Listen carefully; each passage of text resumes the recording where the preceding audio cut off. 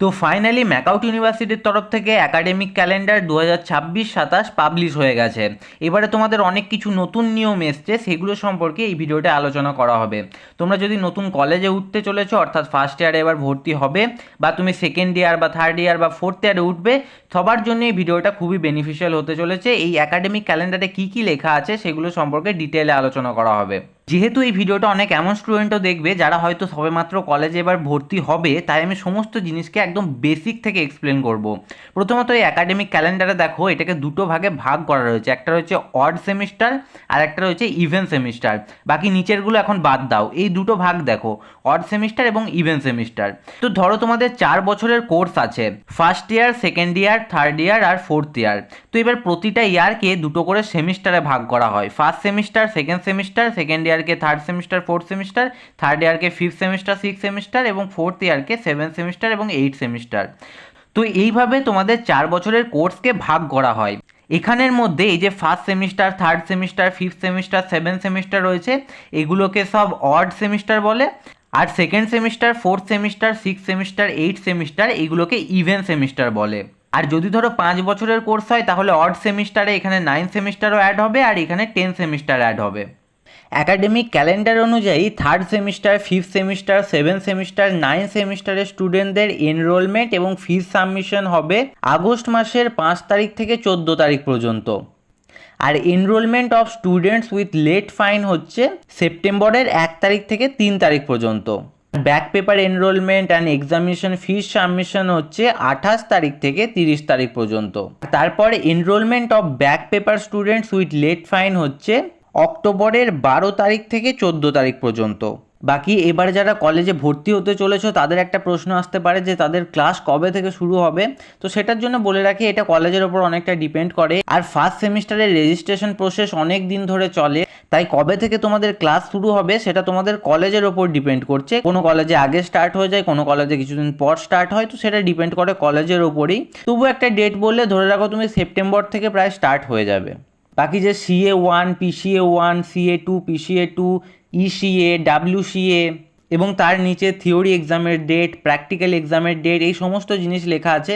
এই একাডেমিক ক্যালেন্ডারটা তুমি হোয়াটসঅ্যাপ চ্যানেলে জয়েন করলে সেখান থেকেই পেয়ে যাবে। এবং তার নিচে ইভেন্ট সেমিস্টারেও সেম জিনিসগুলো ডেটের সাথে লেখা আছে। তার নিচে আছে মার্কস আপলোড করার ডেট এবং সবার লাস্টে আছে অটোনোমাস কলেজগুলোর রেজাল্ট আপলোড করার ডেট। আর সবার নিচে লেখাই আছে যে এই ডেটগুলো টেন্টেটিভ ডেট, একটু একটু চেঞ্জ কিন্তু হতে পারে। সব থেকে বড় যেটা ব্যাপার হচ্ছে যে এবার CAPC এর নিয়মগুলো পুরোপুরিভাবে চেঞ্জ করে দিয়েছে। নতুন নিয়মগুলো কি এসছে সেটা সম্পর্কে একটু বিস্তারিতভাবে জানা যাক। আগে আমাদের ম্যাকআউটের নিয়ম ছিল যে টোটাল 100 মার্কসের এক্সাম হবে থিওরি, তার মধ্যে সেটাকে 70 + 30-তে ভাগ করা হবে। 70 হচ্ছে রিটেন এক্সাম আর 30 মার্কসটা থাকে আলাদা করে। আর এই 30টাকেও ভাগ করা হয় 25 + 5-এ। এই 25 মার্কসটার জন্য 4টে CA থাকতো। CA 1, 2, 3, 4। CA 1-এ PPT বানাতে হতো, CA 2-এ রিপোর্ট লিখতে হতো, CA 3-তে কলেজে অফলাইনে এক্সাম দিতে হতো, আর CA 4-এ কলেজে গিয়েই CCTVর আন্ডারে টেস্ট দিতে হতো, সেটা হতো পুরোটা অনলাইন। এই প্রতিটা CA হতো 25 মার্কসের। এবং এই CAগুলোর মধ্যে টপ CAটা নেওয়া হতো, নাকি দুটোর এভারেজ নেওয়া হতো, নাকি তিনটের এভারেজ নেওয়া হতো, নাকি চারটার এভারেজ নেওয়া হতো, সেই জিনিসটা কোথাও ক্লিয়ারলি মেনশন করা ছিল না। তাই এইগুলো নিয়ে স্টুডেন্টদের মনে অনেক প্রশ্ন ছিল। তো মোট কথা এই 4টা CAর মধ্যে কিছু করে 25 মার্কস নেওয়া হতো এবং 5 মার্কস অ্যাটেন্ডেন্স নেওয়া হতো। নিয়ে হতো এই 30 মার্কস প্লাস 70 মার্কস হচ্ছে রিটেন। তো নিয়ে টোটাল হতো 100 মার্কস। তো এই 100-এর মধ্যে 40 বা তার অ্যাবাভ পেলে হতো পাস। আর ল্যাবরেটরি এক্সামেও টোটাল 100 মার্কসের হতো, সেখানে 40 + 60, 40 মার্কসের দুটো PCA হতো আর 60 মার্কসের থাকতো main practical exam, total 100 marks. তো এইভাবে পুরো জিনিসটা হতো, কিন্তু এখন এই নিয়মটা পুরোপুরি বাতিল হয়ে গেছে। এখন নতুন নিয়ম এসছে, সেই নতুন নিয়মটাও এবার বলছি। তো এবার ম্যাকআউটের নতুন নিয়মটা কি হয়েছে সেটা বলা যাক। সে একইভাবে থিওরি এক্সাম হয় আর প্র্যাকটিক্যাল এক্সাম হয়। থিওরি এক্সাম হয় 100 মার্কসের, এই 100টাকে সেই একই 70 + 30-তে ভাগ করা হবে।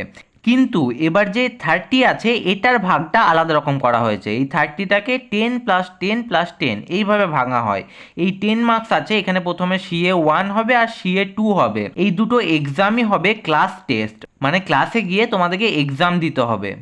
যেভাবে আগে CA3টা হতো ঠিক একইভাবে এই দুটোর এভারেজ মার্কসটা দেওয়া হবে। 25 মার্কসের এক্সাম হবে CA1 আর 25 মার্কসের এক্সাম হবে CA2। এই দুটোর এভারেজ নেওয়া হবে এবং সেটাকে 10 মার্কসের মধ্যে কত হচ্ছে সেটাতে কনভার্ট করা হবে।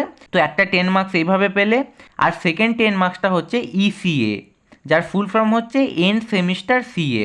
এটা অনলাইন MCQ টেস্ট, মানে আগে যেমন CA4টা হতো ঠিক একইভাবে এখানে তোমাদের কলেজে গিয়ে CCTVর আন্ডারে অনলাইন এক্সাম দিতে হবে। 25টা MCQ কোশ্চেন থাকবে, তার মধ্যে সঠিক অ্যান্সারটা তোমাকে চুজ করতে হবে। তো এখান থেকে 10 মার্কস পেলে এবং সবার শেষেরটা হচ্ছে WCA, যেটার ফুল ফর্ম হচ্ছে হোল সেমিস্টার CA। এখানে তোমাদের পুরো সেমিস্টার জুড়ে তোমার স্কিল এবং কেমন অ্যাটেন্ডেন্স আছে সেইগুলোর উপর ভিত্তি করে তোমাকে মার্কস দেওয়া হবে। তো এই WCA এর মার্কসটা পুরোপুরি কলেজের হাতে থাকবে, মানে কলেজের টিচারের হাতে থাকবে। এই যে CA1 CA2 এগুলোর মধ্যে আগে কোনো ঠিক ছিল না যে সেগুলোর এভারেজ নেওয়া হতো নাকি টপ CAটা নেওয়া হতো, কিন্তু এবার পরিষ্কার বলে দেওয়া হয়েছে যে দুটোর এভারেজ নেওয়া হবে। যাই হোক, এবার অন্তত পরিষ্কার করে জিনিসটা বলা আছে। তবে একটা জিনিসের সমস্যা হবে, আগে যে CA1 2 ছিল এগুলো ভীষণ ইজি ছিল, মানে PPT বানানো হতো আর রিপোর্ট লিখতে হতো, তো এগুলো ভীষণ ইজি ছিল, এগুলোতে স্টুডেন্টরা খুব ভালো মার্কস পেত। এবং CA3টা একটু কম মার্কস পেত, যেহেতু কলেজে গিয়ে এক্সাম দিতে হবে সেটা একটু ঝামেলাই বলা চলে। CA4টাতেও একটু তুলনামূলক কম মার্কস আসতো, যেহেতু অনলাইনে এক্সাম দিতে হবে সেই জন্য। তো ওভারঅল দেখতে গেলে প্রথম দুটো CAতে যেহেতু বেশি মার্কস আসতো, তাই স্টুডেন্টদের ইন্টারনাল মার্কসটা একটু ভালোই হতো। কিন্তু এইবারে দুটো CA আছে, দুটোই হচ্ছে ক্লাস টেস্ট, তাই এইবারে CAর জন্য তোমাকে ভালো মতো করে প্রিপেয়ার করতে হবে। আর এই WCAটা তো পুরোপুরি নির্ভর করছে যে তোমাদের কলেজের টিচার কেমন মার্কস দিচ্ছেন সেটার উপর। তারপর আছে প্র্যাকটিক্যালও সেই 100 মার্কসেরই হবে, 40 + 60তে ভাগ করা হয়। এই 60টা হচ্ছে মেন প্র্যাকটিক্যাল এক্সাম, যেটা একদম সেমিস্টারের শেষে হবে। আর এই যে 40 থাকে, এই 40তে দুটো PCA হবে, PCA1 এবং PCA2। এই দুটোরও এভারেজ নেওয়া হবে, সেটা বলে দেওয়া হয়েছে। আগে এটা কোথাও বলা ছিল না যে দুটোর এভারেজ নেওয়া হবে নাকি টপ PCAটা নেওয়া হবে, সেটা কোথাও বলা ছিল না, কিন্তু এবার স্পেসিফিক্যালি বলে দেওয়া হয়েছে যে PCA1 এবং PCA2 এই দুটোর এভারেজ নেওয়া হবে। তো যারা ফার্স্ট সেমিস্টারে আছো তাদের জন্য বলে দিই যে PCA মানে হচ্ছে যে তোমাদের ল্যাব এক্সাম। এখানে তোমাদের যেতে হবে, তোমাদের ল্যাব কপি দেখা হয়, হয়তো কোনো কোনো ক্ষেত্রে ভাইভা নেওয়া হয় বা কোনো এক্সপেরিমেন্ট করতে দেওয়া হয়। এরকম কয়েকটা জিনিসের ভিত্তিতে তোমাদের মার্কস দেওয়া হয়, হয়তো অ্যাটেন্ডেন্সের ভিত্তিতে কিছু মার্কস দেওয়া হয়। তো সেইভাবে মার্কস দেওয়া হয়, 40 মার্কসের হয়।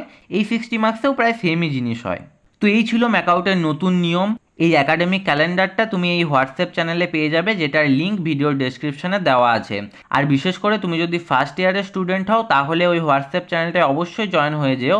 এখানে তুমি ইউনিভার্সিটির সমস্ত নোটিশ এবং যাবতীয় কলেজ লাইফে যেসব স্টাডি মেটেরিয়াল তোমাদের প্রয়োজন হবে সেই সমস্ত জিনিস ওখানে পেয়ে যাবে। আর তোমরা যারা ফার্স্ট সেমিস্টারের স্টুডেন্ট আছো তারা অবশ্যই মার মোক্স এই জিনিসগুলো সম্পর্কে জানবে না। তো ম্যাকআউটে মার এবং মোক্স জিনিসটা কী সেটা জানার জন্য তুমি এই ভিডিওটা দেখতে পারো।